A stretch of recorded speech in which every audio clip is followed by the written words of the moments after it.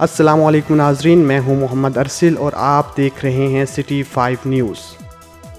Corona virus के खदशात के पेश नज़र हुकूमत पंजाब ने पूरे सूबे में सरकारी दफातर में ताहुक्म सानी तालाबंदी करवा दी।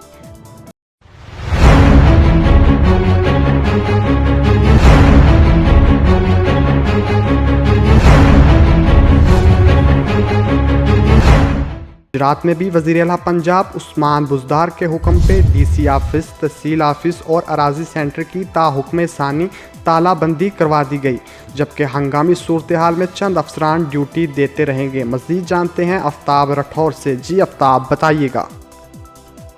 जी, कोरोना वायरस के खदशात के पेश नज़र हुकूमत पंजाब ने पूरे सूबे में सरकारी दफातर को तालाबंदी करवा दी। गुजरात में भी वज़ीर आला पंजाब उस्मान बुज़दार के हुक्म पर DC ऑफिस गुजरात, तहसील ऑफिस और अराजी सेंटर की तालाबंदी कर दी गई, जबकि कुछ अफसरान ड्यूटी देते रहेंगे।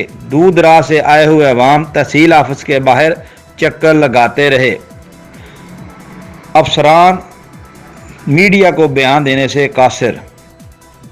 आफ्ताब राठौर, कॉरस्पॉन्डेंट गुजरात। हमारे पेज को लाइक करना मत भूलिए। मोहम्मद रसूल को दीजिए इजाज़त। अल्लाह हाफिज़।